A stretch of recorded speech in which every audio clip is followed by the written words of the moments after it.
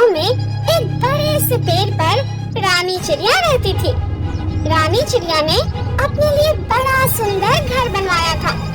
रानी चिड़िया गांव के सभी चिड़ियों से बहुत ज्यादा सुंदर थी, लेकिन रानी चिड़िया को अपने सौंदर्य का बड़ा ही घमंड था। उसे लगता था कि उससे ज्यादा सुंदर इस दुनिया में कोई भी नहीं है। खूबसूरती का घमंड उसके अंदर इस कदर बैठा था कि उसे दुनिया की हर जीव में कुछ न कुछ कमी दिखती थी और वो उस जीव को अपमानित करके भगा देती। एक दिन एक काला कौवा आके उसी पेड़ पे बैठ गया और काव काव करने लगा। रानी चिड़िया को उसकी आवाज सुनकर बड़ा गुस्सा आया और वो तुरंत अपने घर के बाहर आई और काले कौवे से बोली, अबे ओए काले कौवे, एक तो काला का काला है, ऊपर से बेसुरा भी है तू। एक चीज तुझमें अच्छी नहीं है। रानी बहन, क्यों ऐसा बोल रही हो?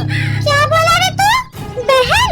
अरे हट, तू इतना काला, मैं इतनी पीली, तो मेरा भाई कैसे हो सकता है रे तू? हाँ, हूँ मैं काला, पर तुम इस तरह का मजाक क्यों करती हो? मजाक?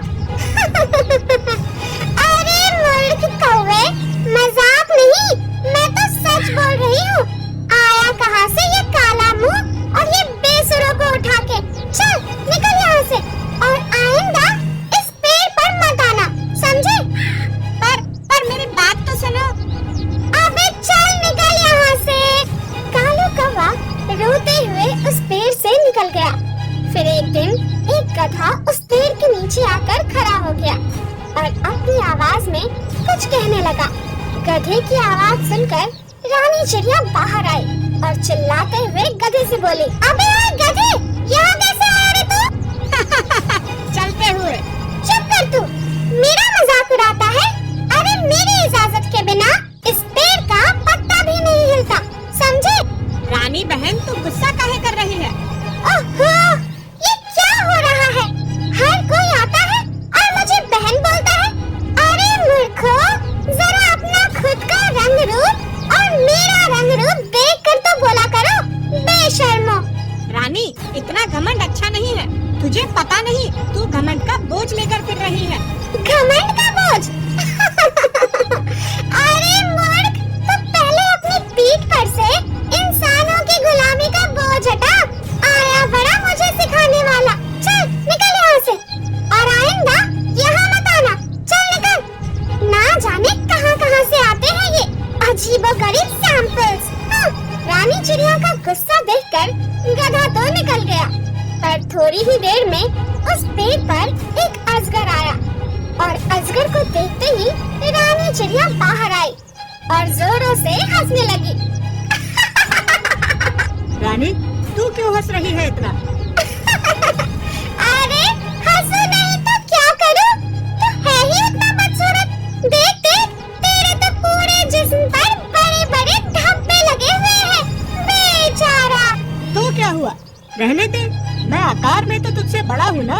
पागल, तेरा ये जो आकार है ना, ये तो तुम्हारा बोझ है, बोझ। हाँ, रहने दे। और तेरे अंदर जो ये घमंड का बोझ है, उसका क्या है? अरे तू चुप कर। और क्यों ना करूं मैं घमंड? मैं तो हूँ ही इतनी खूबसूरत। मुझे तो लगता है पूरी दुनिया में मुझसे ज्यादा खूबसूरत कोई भी नहीं है। चल निकल तू अपने रास्ते। हाँ, जाता हूँ।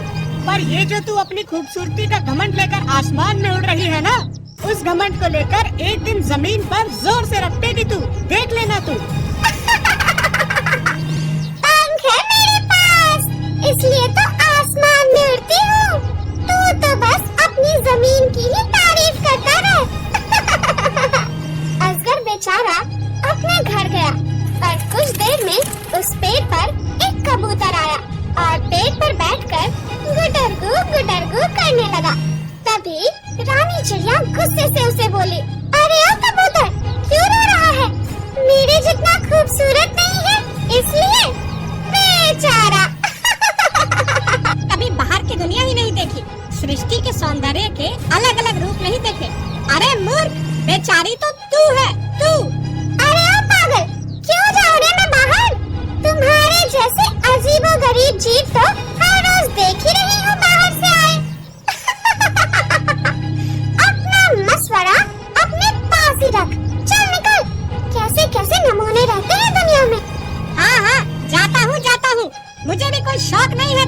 जाने। कबूतर तो चला गया, लेकिन उसी रात एक बड़ा सा तूफान आया। जोरों से बिजलियां कड़कने लगी, बारिश भी जोर से आने लगी और रानी चिड़िया का घर तूफान की वजह से जोर से हिलने लगा और पेड़ के साथ जोर से गिर पड़ा। रानी चिड़िया को बहुत चोट लग गई और उसके पंख भी टूट गए। रानी चिड़िया जोर से रोने लगी और उसे मदद मांगने लगी। तभी अजगर और गधा वहाँ आया और रानी चिड़िया को उठाकर इतने ज्यादा तूफान बारिश में भी वैद्य चिड़िया के पास लेके गए और रानी चिड़िया का इलाज किया। थोड़े दिन में रानी चिड़िया ठीक हो गई और अपने लिए नया पेड़ ढूंढने के लिए निकली। तभी अजगर ने रानी चिड़िया को आवाज दी और बोला, अरे रानी जी, आप यहाँ क्या कर रही हैं? और आपकी तबीयत अब ठीक है ना?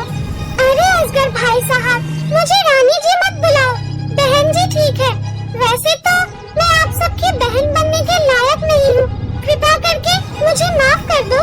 कोई बात नहीं बहन, जो हुआ उसे भूल जाओ और तुम आज से यहाँ हमारे पेड़ पर ही अपना घर बना कर रह सकती हो। तुम कितने बड़े दिल वाले हो। अरे बहना, इतना बड़ा तो दिल नहीं है मेरा, बस मेरे शरीर के बोझ से हल्का है। और इस तरह रानी चिड़िया का घमंड टूट गया और वो सुधर गई। कुछ पक्षी झरने के पास बैठकर बातें कर रहे थे। इतने में मीनू मौसी आ जाती है। हाँ भाई अलसी कौवे, क्या हो रहा है? कोई काम धंधा है के नहीं? क्या दिन भर झरने के पास बैठा रहेगा? नहीं नहीं मौसी, मैं तो अभी आया। और टुनी कैसी है? तेरे बच्चे कैसे हैं? और भाई तोते कैसा है तू? अच्छा, मैं क्या कह रही थी, वो कोयल है ना जिसे अपनी आवाज पर बड़ा घमंड है, वो कल पास के गांव में गाना गाने गई थी। वहाँ उसकी बहुत तारीफ हो रही थी, लेकिन मुझे तो उसकी आवाज बिल्कुल पसंद नहीं है। अरे मौसी, क्यों? आप भी रोज किसी न किसी की खामियां निकालती रहती हो। मौसी, वो मेरी दोस्त है, आप मेहरबानी करके उसकी बुराई ना करें। अरे तुम सब इतना भड़क क्यों रहे हो? मैंने ऐसा क्या कह दिया? अरे मौसी, तुम बस अपना काम करो। यहाँ क्यों आई हो ये बताओ। मैं तो ऐसे ही घूम रही थी, तुम लोगों को यहाँ देखा तो रुक गई और कुछ नहीं। चलो मैं चलती हूँ। और टुनी वहाँ से चली जाती है। तुम्हें पता है मिट्ठू, ये टुनी दिन भर सबसे खाना मांगती रहती है। मौसी, अब तुम टुनी पर आ गई, चलो अब मैं चलता हूँ। ऐसा कहकर मिट्ठू वहाँ से चला जाता है। तुझे पता है अलसी, ये मिट्ठू सबके खेत की मिर्चियाँ खा जाता है। मौसी अब बस करो, कब तक सबकी बुराई करती रहोगी? अरे सुन तो सही। नहीं मौसी, मैं भी चला। मौसी अकेली रह जाती है और वहाँ से चली जाती है। रास्ते में मौसी सोचती है, आजकल कोई मेरी बात सुनता ही नहीं है, मेरा भी टाइम आएगा, सबकी खबर लूंगी। शाम को सारे पक्षी एक जगह बैठे थे। मौसी फिर से आ जाती है। लो आ गई, अब इनकी बातें सुनो। आओ मौसी, कहाँ घूम रही थी दिन भर? कहीं नहीं, बस पास के जंगल में गई थी। तुम लोग यहाँ क्या कर रहे हो? बस ऐसे ही बातें कर रहे हैं, लेकिन तुम लोग मेरी बात तो सुनते नहीं। मौसी, आप सबके पीठ पीछे उनकी बुराई करते हो और हम लोगों को कोई शौक नहीं है जो आपका साथ देंगे। मौसी भड़क जाती है और वहाँ से चली जाती है। अच्छा किया टुनी, तुमने जो मौसी को सबक सिखाया, नहीं तो अभी सबकी बुराई करना शुरू कर देती। कालू, पीठ पीछे किसी की बुराई करना बहुत बुरी बात है, हमें कभी ऐसा नहीं करना चाहिए।